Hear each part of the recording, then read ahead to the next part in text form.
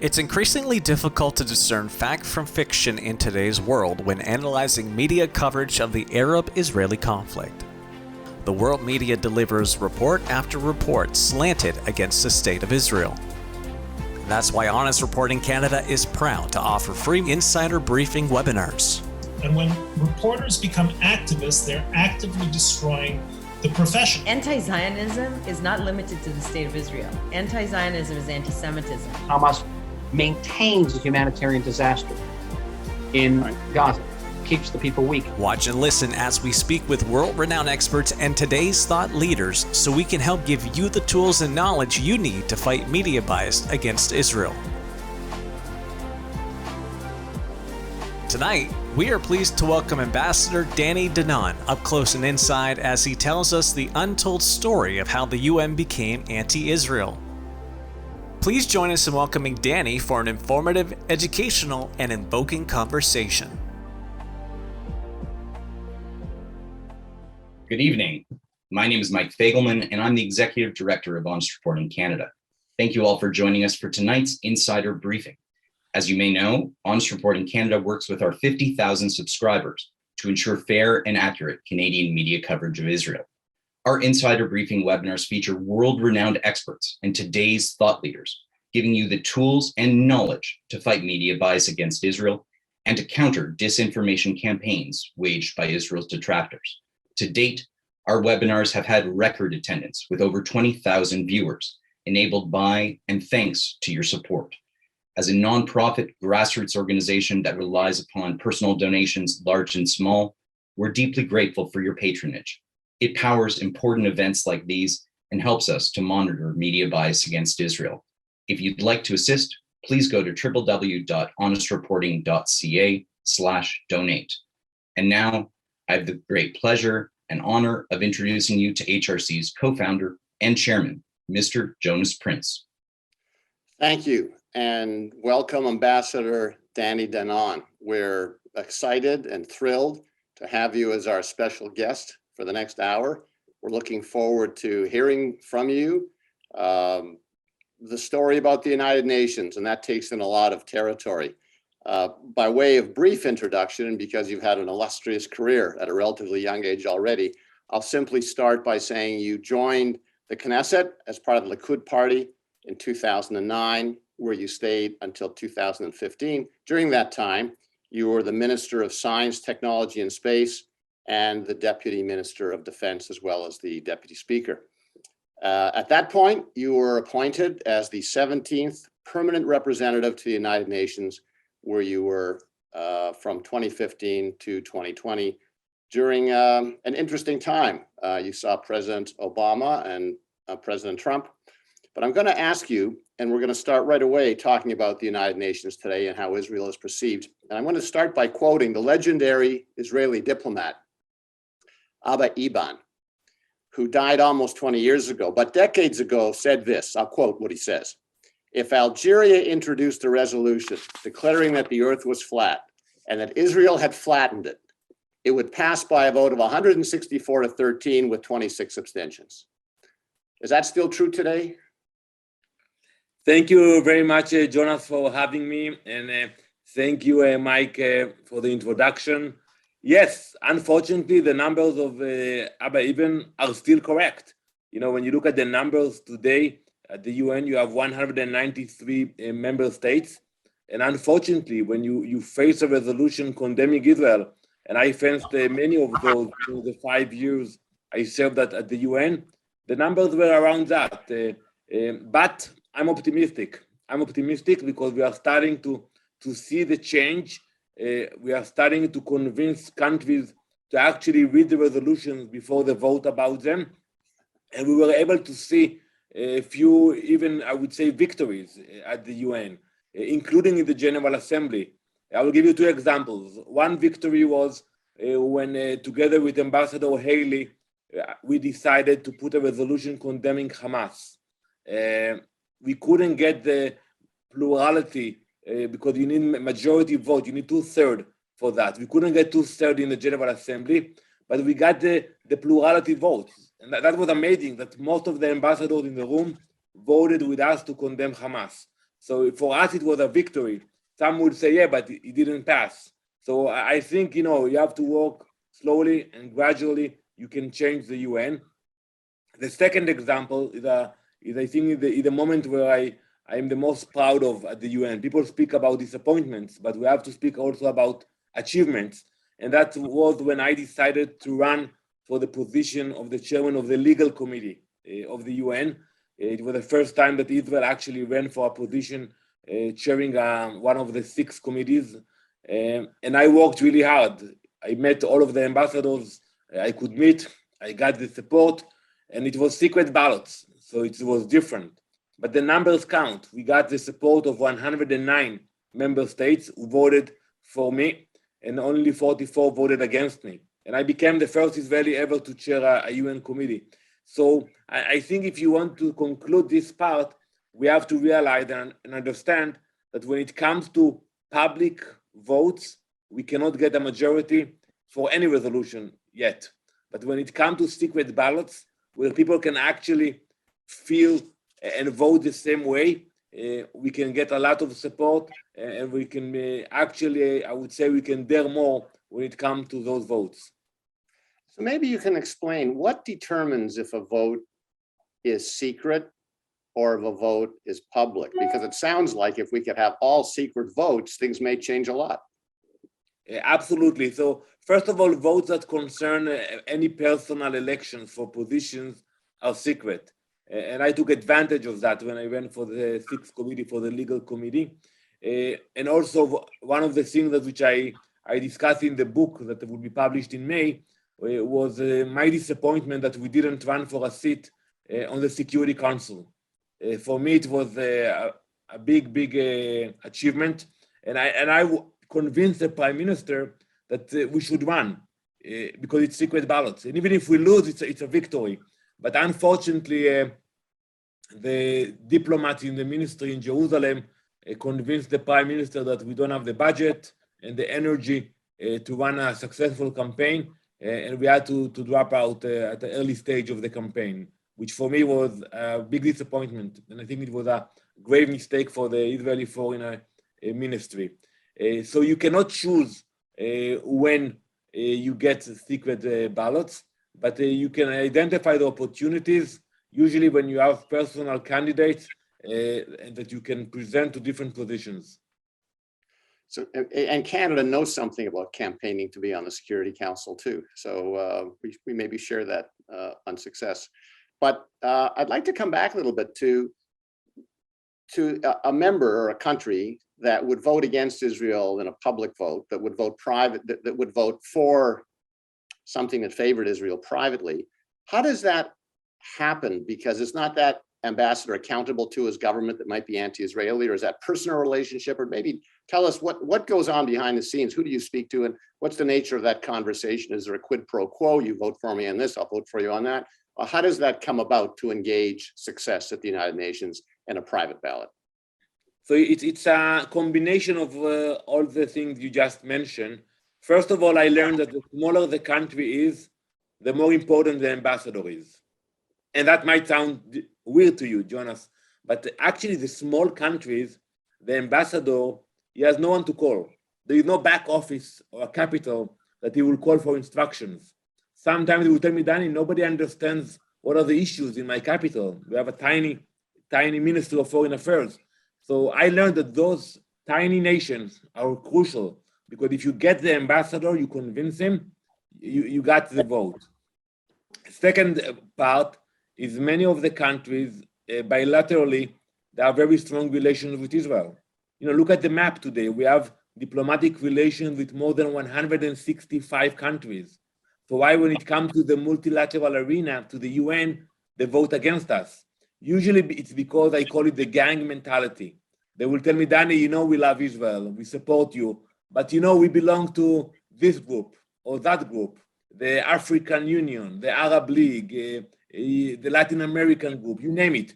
And then within the group, the anti-Israel forces and voices are louder and more influential. But when it comes to secret ballots, they can actually decide with their own government about how to support Israel. And that's where we see the success.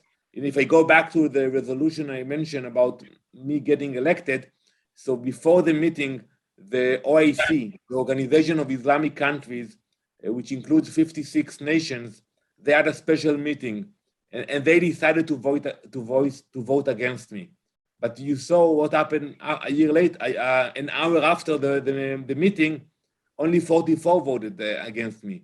So you can analyze the votes. And also today, within the Arab League, we work with many moderate Arab countries, and they were very happy when I won that vote.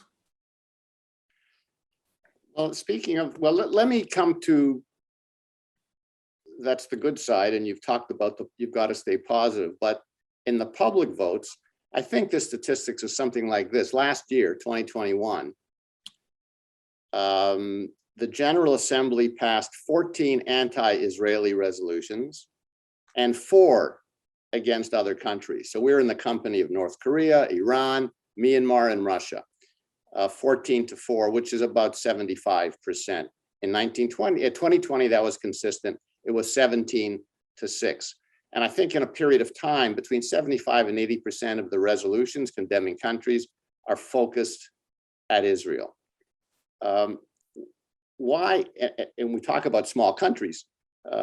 So what is it that preoccupies the United Nations, even though there are these glimmers of light, as you say, but when it comes to raising your hand in a public vote, what is it that, why is Israel preoccupying the United Nations? And we'll go back in time in a moment or so to see if it always was that way, but certainly today, and we'll come to Human Rights Council and what's going on there, but generally in these General Assembly resolutions, what's going on? Well, you cannot argue with the numbers you mentioned, Jonas. I call it diplomatic terrorism. When you see the amount and the language being used against Israel, it has no connection to the reality. When you speak about human rights violations, you cannot ignore what's happening in Syria, in Libya, in Yemen, and blame Israel. I think the main reason starts with the rejectionism of the Palestinian leadership. When you go back to 1947, to the Partition Plan that decided to establish a Jewish state and an Arab state, not a Palestinian state. Back then, the Palestinians said, no, we don't accept it. And since then, any offer that was on the table, they rejected. Now, what they can do in order to justify their rejection, they had to initiate resolutions against Israel. And starting mainly in the 70s, there was a campaign of resolutions condemning Israel. One of them in 1975, the shameful resolution equating Zionism to racism. But many of those resolutions are still there. And that's something that we have to realize, that at the UN, every year you vote on the same resolutions. When I came in, I was shocked. I came from the Knesset, from the parliament, and like every other parliament in the world, once you pass a bill or a piece of legislation, you move on. That's not the case at the UN. Every General Assembly, you will take the same resolutions you adopted last year, and you will bring them back to the table. So unfortunately, when it comes to Israel, they take all those old resolutions and bring them back to life. Some of them are not relevant anymore. I always use the example of a resolution that Lebanon initiated against Israel decades ago regarding, they blame us for creating an oil spill in the Mediterranean. I don't know whether it's true or not, but it happened decades ago. But still, they will bring the same resolution to the General Assembly, and it will pass with majority votes condemning Israel. So it shows that the relevancy of the UN, unfortunately, is not dealing with what really are the core issues today in the Middle East or worldwide. Hillel Neuer, familiar to this group from UN Watch, says, make no mistake, the purpose of these lopsided resolutions and the condemnation is to demonize the Jewish state. That's what he says. He talks about the UN's automatic majority has no interest in helping Palestinians. So this automatic majority, I suppose is what you're saying, is this group that just knee-jerk reaction, anything anti-Israel, anything pro-Palestinian is going to get passed. But why is there, so demonizing Israel has been the history of the Jewish people for 3,000 years. Why is there no effort to, is he right when he says there's no real interest in helping the Palestinians? Well, I think today, when you look at the outcome of those resolutions, we can agree that they are not helping the Palestinian cause. On the contrary, it gives them empty victories. So maybe they get few headlines for a day or two, and then what? And I remember when I stood by myself in the Security Council when President Obama promoted Resolution 2334, a few days before he left office. And I asked the American ambassador and my colleagues, what do you think will happen next week? What will happen in a month? What you are doing today, you are actually discouraging the Palestinians from negotiating with us. Because when you look at the peace treaties we signed with Egypt and Jordan, and now we can say about the UAE and other countries, we did it directly with them. But when you come to the General Assembly, to the Security Council, you pass empty resolutions. I call them feel-good resolutions. So maybe the Palestinians feel good, the leadership for a day, but the Palestinian people, they don't get anything, they don't move forward. And that's, I think, they are not only they are not helping them, they are actually hurting their cause. Let's go. I'm interested in the preparation you do when you get appointed. Someone knocks on your door and says, Danny, we'd like you to go over there and be our representative. And I think what happened, the run up to this is interesting. You were appointed Minister of Defense in Netanyahu's government. And I think we have a nice picture of you and Bibi Netanyahu. There we are. I guess that's the Likud outfit you're wearing together. And then you criticized Netanyahu for signing an agreement with Hamas to end a conflict earlier. And then the next thing, you were moved over to the United Nations. Now, a cynical journalist at Haaretz at the time, in an article said 6 reasons to worry about Israel's new ambassador, Danny Danon, thought that he was accomplishing 2 things. He was moving you out of being a thorn in his side and putting you in the United Nations where you could do some real good. You walked in, and I think your first meeting at the Security Council, breaching protocol, the Palestinian representative kept interrupting you. Riyad Mansour kept interrupting you several times to try to rattle you, let's say, and you kept your composure. How do you deal with that, and how are you prepared for that? And what did you learn from your first days at the United Nations? Well, first, to set the record straight, it's true. I was Deputy Minister of Defense when I criticized Prime Minister Netanyahu, but that was a year before my appointment. And I have known to be one who is very direct in his policy, in his politics.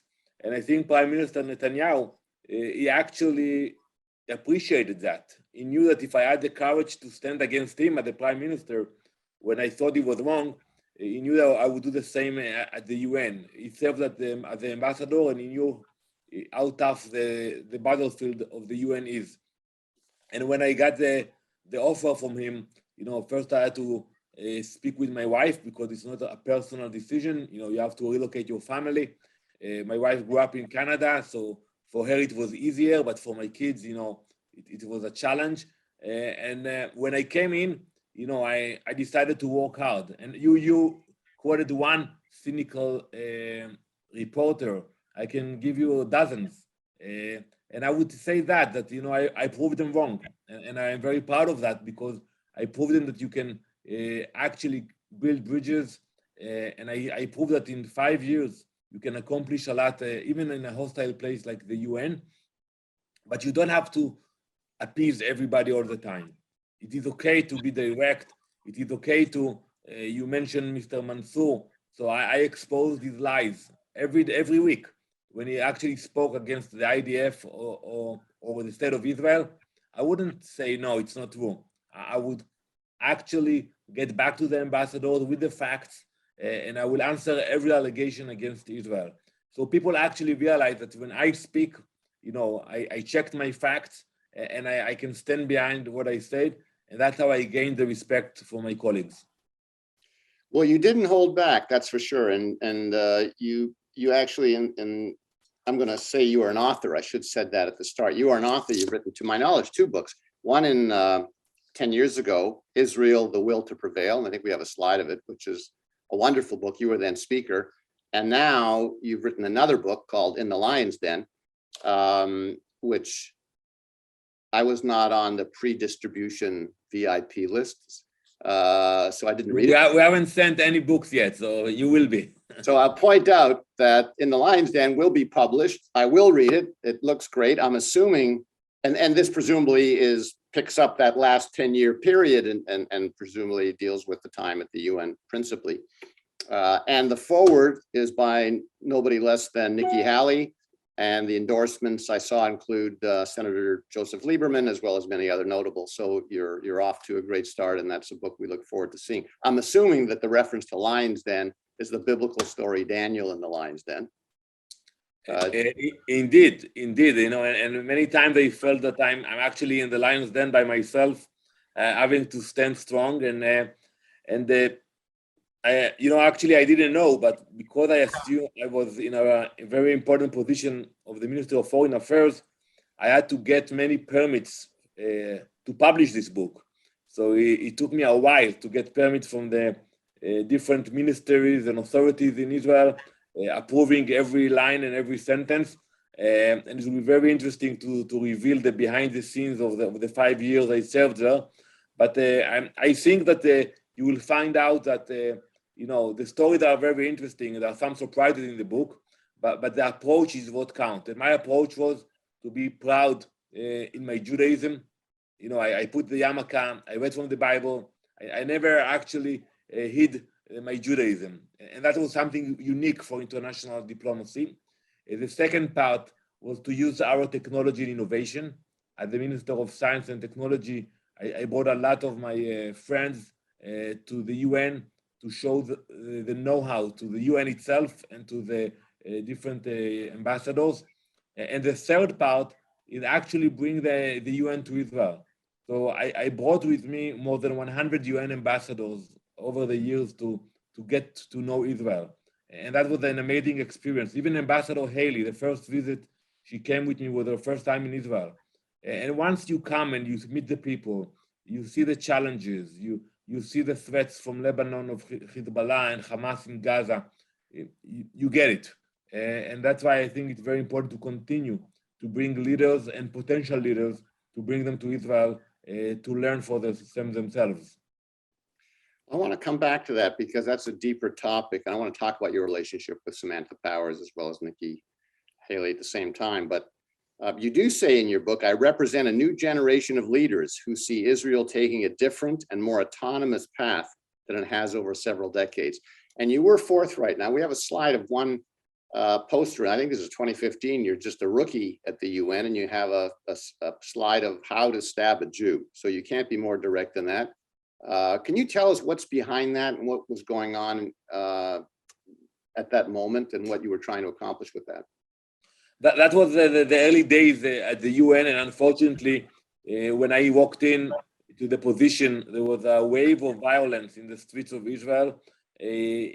Young Palestinians would actually stab innocent Israelis, and I always said it. You know, Nelson Mandela once wrote that you are not born with hate. Somebody is teaching you to hate, and I focused on the Palestinian incitement. What they are teaching the kids in school, what they are showing them in the Palestinian television.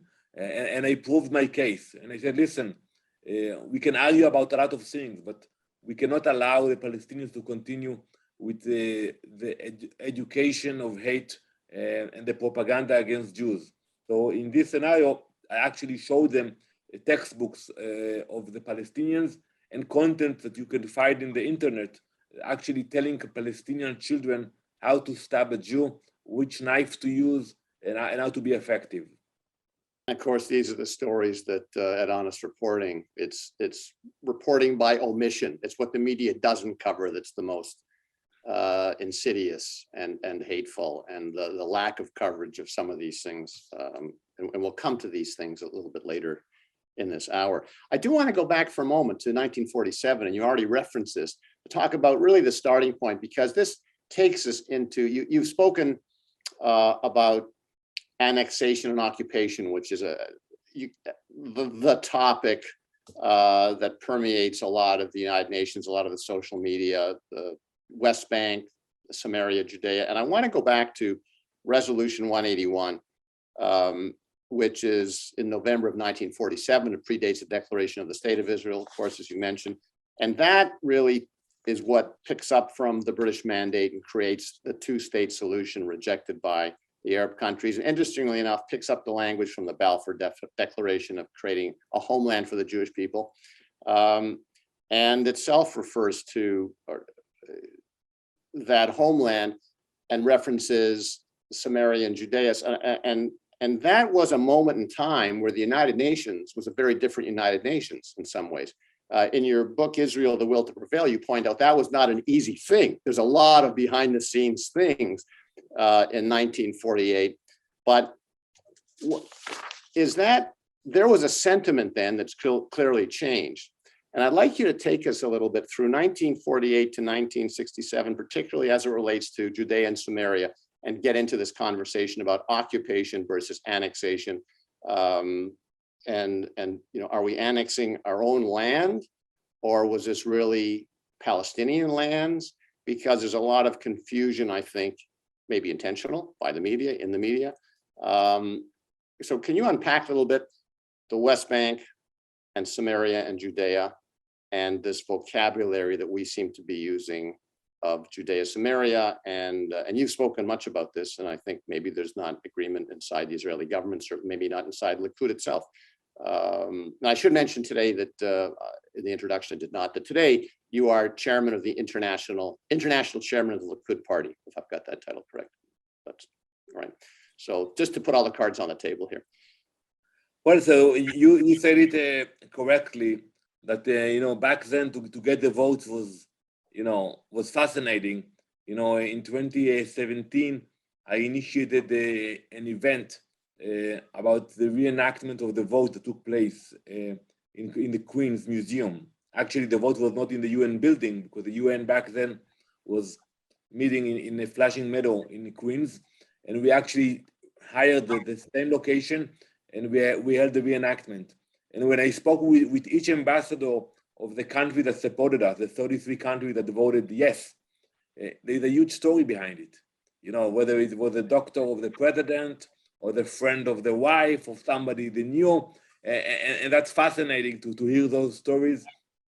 And today, when I traveled to different countries in the world, I thank those countries who stood with us back then, and I tell them that we are grateful for what they did. It was a different UN. You know, there were a little bit more than 50 nations. Today, you have almost 200 nations.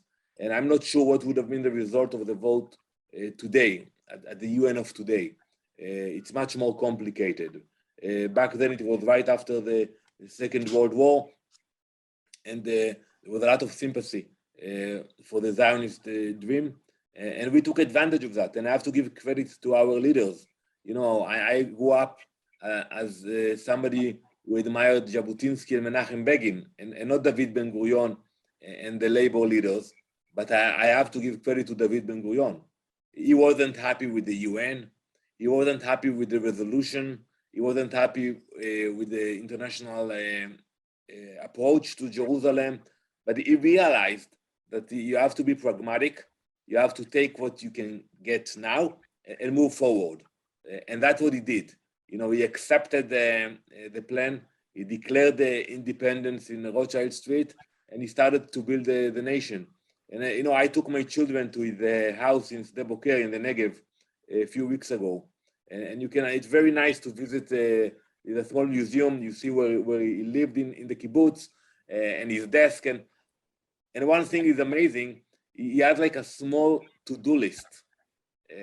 What he has to do after the vote of the UN. And that's amazing. He said, yeah, we have to build the military, you know, decide about the parliament, you know, huge decisions. When I do my to-do list, Jonas, so you do yours, you know, we have to take care of something in the bank or to submit something. And here you see David Ben-Gurion is actually forming, by himself, the future of the nation. So I do give him a lot of credit for the leadership he showed back then, and putting the pillars for the future country, for the future state. And it happened also, until 1967, we built the nation. In 67, unfortunately, there was another war, but we defended our borders, and no one actually is saying that it was our intention to start that war. And one thing I want to make clear, when you look at the dates, the PLO was established in 1964. The Six-Day War was 1967.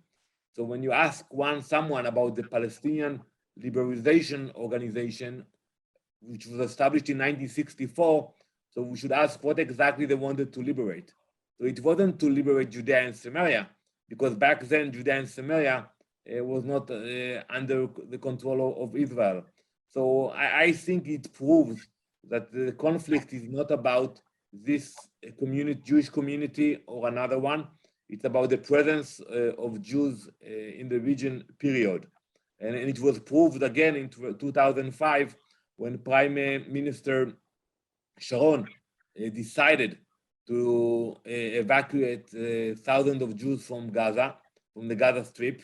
And nobody actually appreciated that. And you see what happened with Hamas, and still we are being blamed for so-called occupying Gaza. So I think we have to understand that when we speak about recognition of the state of Israel, it's about recognition of Jews in the area. Some would say Tel Aviv, some would say Jerusalem, some would say communities in Judea and Samaria, but at large, it's not about dispute about territory, it's dispute about recognition. Well, it's remarkable, as you say, about Ben-Gurion. I think it was Ben-Gurion who said that in Israel, if you don't believe in miracles, you're not a realist. And that to-do list couldn't be a better example of that. There certainly would have been sympathy for the Jewish state in 1948 coming out of the war, the Holocaust. But at the same time, in December 1949, I want to speak for a moment about UNRWA, this United Nations Relief and Works Agency. There was a resolution to create this temporary group to deal with the approximate numbers vary. I've seen as low as 400. I've seen as high as 750,000 Palestinians. Let's call them Palestinians who were the Arab community inside Israel who left because of the war in 1948. There is no mention of the equal number of Jews who were expelled from Arab countries, Algeria, Libya, etc. The list goes on. Equal number. There's no UN organization that deals with them. They're forgotten. There is no such thing as a right to return or discussion of right to return. And in fact, the number is fixed at 750, whereas the Palestinian refugee issue, I think the United Nations changed the definition uniquely, the only time in history, before or since, where a refugee includes a descendant, a living descendant. So this population has grown, has been perpetuated, and no Arab country has wanted to deal with it. I think you would agree, especially Jordan, perhaps Syria. Maybe you could speak about that. Because that's part of the United Nations ecosystem, UNRWA, and it's something that festers hatred towards the Jewish population in the state of Israel.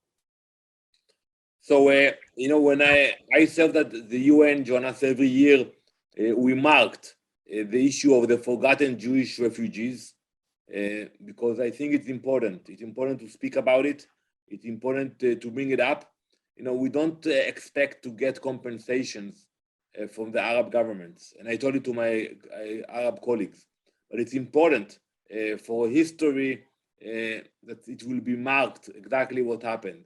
When my father's family fled Egypt, Alexandria, Egypt, in 1950, they left everything behind.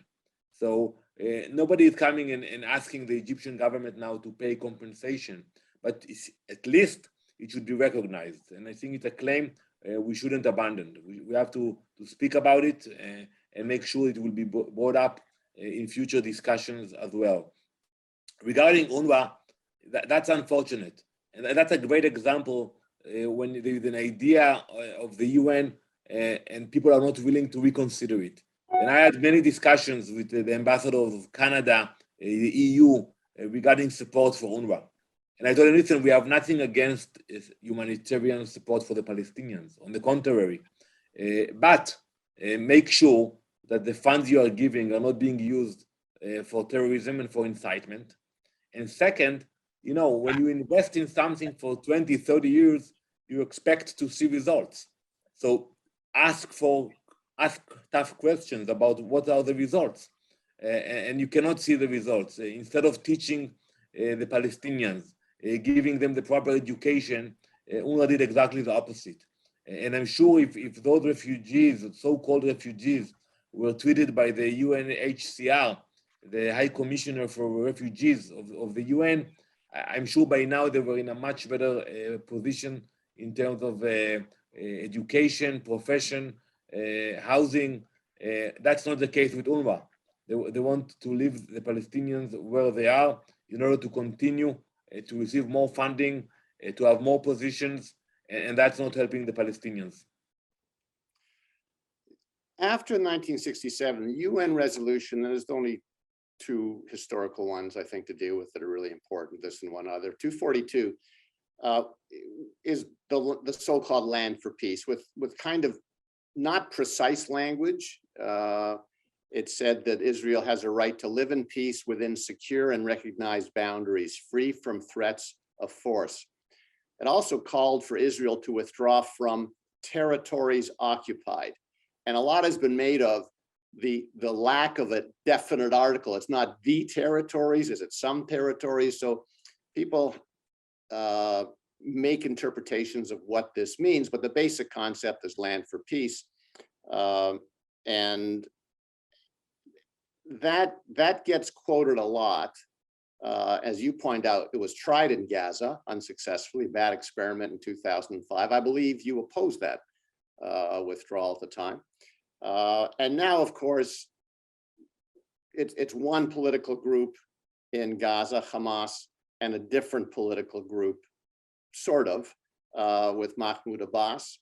And I wanted just to look at a little bit of that war changes the character of what Israel is and how Israel is perceived to the world. I think if there's a point in time where David and Goliath get reversed, that's the moment in time where the start of the Israeli so-called oppression and racism and the words that get used start. It is the idea of handing back some of West Bank or Judea and Samaria, part of the territories that were carved out in Oslo and so forth. Does that have a future, or is that something that time has come and gone? So before answering your question, I would say that despite the hardship that you have in honest reporting, dealing with the criticism and the hate against Israel, and what we have to do also at the UN and worldwide, I prefer the situation where we are today, where we are strong, independent, and we have borders we can protect our people, rather than be in a place where we actually beg for mercy from the international community. When you look at what's happening today all around the world, and then we can, we don't need to mention countries today where you have tensions. At the end of the day, each country has to take care of the security of its citizens. So I think today we are blessed to be where we are, that we have a strong independent country with a strong independent military that is capable of protecting our country. Now, getting back to the political issue, I will try to look at it from above. You know my background, my ideology, but I think when you look at it from above, you understand that the Israelis are willing to make compromise if they identify a viable partner. because twice we actually made concessions. Once was with Egypt, major concession over Sinai, and Menachem Begin from Likud was the leader who initiated it, and it was well received by majority of Israelis. The second time when Sharon did it, also he was in Likud, but he left, and it was not well received by everybody. A lot of criticism, including myself, and you look what happened today. So I think the Israelis today will actually, before they will argue about whether it belongs to us or whether we need it for security or not, they will look at the partner, and they will try to identify if there is a strong partner or not. And that's what we cannot see today, any viable partner among the Palestinians. Look what's happening with the UAE. I was very involved in behind the scenes before we signed the agreement, and today you have a strong bond between the people, between the leadership, and that's something we are very proud of. So I think today it's more about Abu Mazen is 87. He will not sign any deal with Israel. The question is who will take his place, what will be the approach, and if the Israelis will actually identify a partner, then you can start the argument. But today, when you look at the political map in Israel, or you listen to the discussions in the Knesset, you don't have the discussion of land for peace anymore. It's not part of the campaign. When I was a child, it was in every campaign that was land for peace. We argued about it for years. It's not an argument anymore, because today there is an acceptance from both left to right that there is no real partner among the Palestinians. Let's just break that down a little bit. So when we say the Palestinians, I think of three constituencies you have to think of. You have Hamas in Gaza, which would be the most extreme, and I think are publicly committed to the destruction of the state of Israel. It's straightforward. And I think that you're saying there, and you've said, the first thing to do is have a partner for peace, and it's not the existing regime. So how does that change? Well, the other thing I'll point out in Fatah in the West Bank or Samaria and Judea, you have Abu Mazen, but had he had the elections, and maybe people on this program have heard that maybe he used Sheikh Jarrah and other reasons to postpone and not have elections for a long, long time because he feels he will lose the way he lost Gaza. So the partner may get worse, in fact, before it gets better, if it gets better at some point, we stay optimistic. And then you also have the Palestinian Israeli citizen population of roughly 20% of the population in Israel, just over 2 million people. And we did see a few things that were nice to see in the May war, when you did have some problems that I don't think we've seen before in that way, where the Arab population in Israel, the Israeli citizens, or Arab citizens, had conflict with the Jewish population in limited local settings, but nonetheless they existed. So in the case of each of those three, how do you see going forward in the best way possible? So I think the most challenging is the situation in Gaza, because over there you have occupation, not of Israel, occupation of Hamas over the poor Palestinians. And by the way, when we are being accused of occupying Gaza, and I prove my colleague that it's not the case, and then they tell me, no, you are not allowing certain merchandise to enter Gaza. And my response is, there is a border between Gaza and Egypt. You have no presence of Israelis on that border. Why, when you criticize us, you don't criticize Egypt at the same time? So today we really don't have any influence on the future of Gaza. And the people who suffer the most are the Palestinians in Gaza. And that's something which in the near future, it's very hard to see any change there, which is unfortunate. And they suffer the most. When you look at the Palestinians in Judea and Samaria, the situation is much, much better. But still, there's a lot of corruption, lack of governance. I hope that in the days after President Abbas, a leader will emerge that will care more about education, infrastructure, rather than coming to the UN and speak against Israel. That will be very important. And regarding the Arab Israelis, that's a point of concern, because what we saw last May was unacceptable. Yes, you have gaps. And yes, we have to invest more. And by the way, not only in the Arab sector, but also the ultra-Orthodox.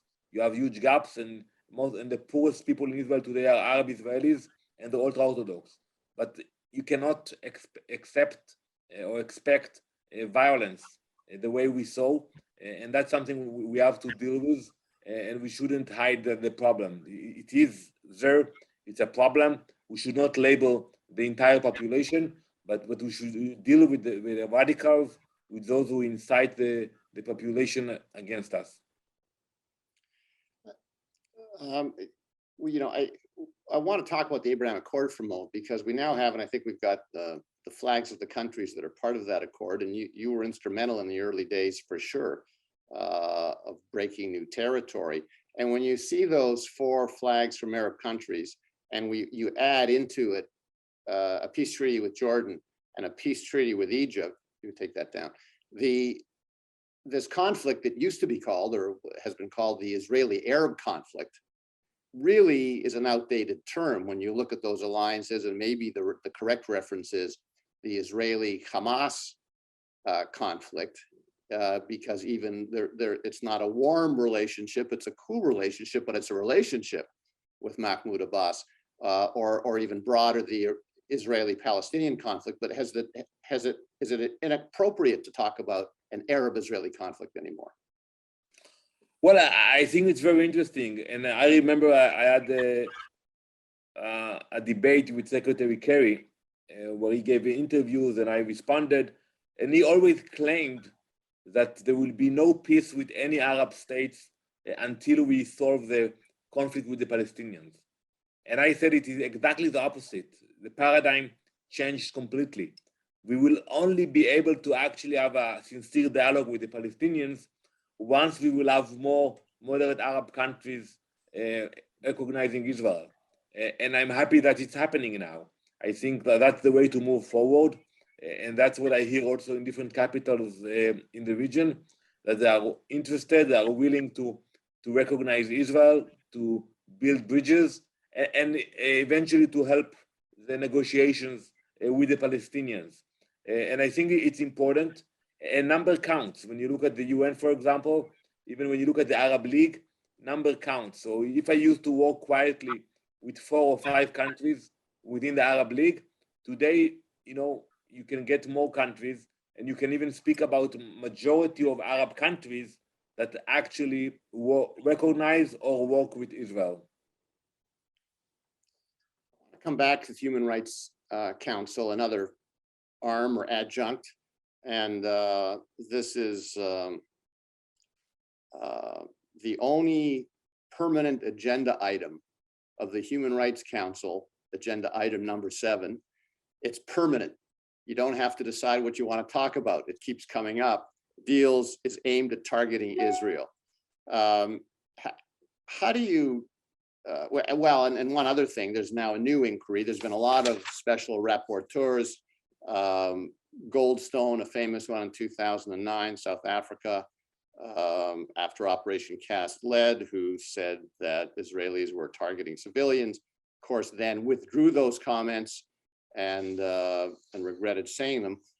There's a new commission investigating May, and the countries that sit on this commission, I think we've got a slide of them, but there's a new commission. So there they are. If you can see those, I can't read them, but well-known human rights champions like China and Cuba and Libya, champions of human rights, Pakistan, we know them. That's who's running the show.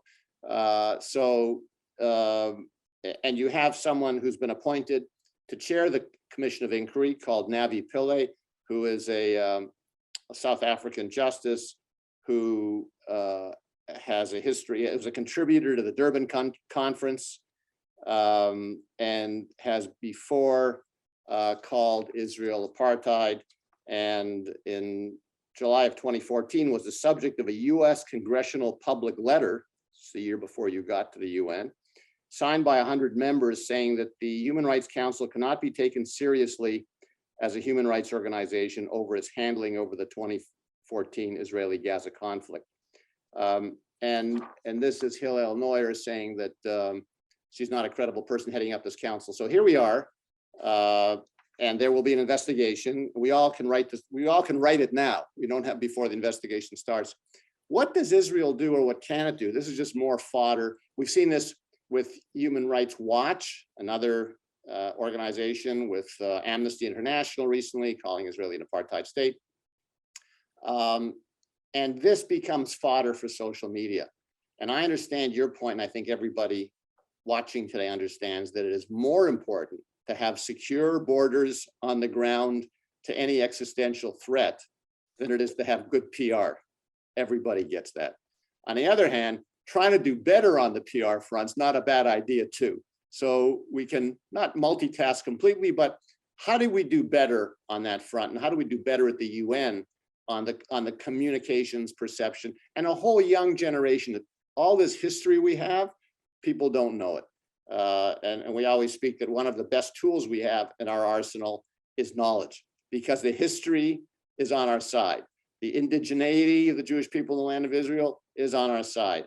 But how do we communicate this? How do we do a better job of communications? First, Jonathan, I think our goal is to win all fronts. And usually when we engage in any kind of a conflict, we have three fronts to deal with. The first and most important is the military front.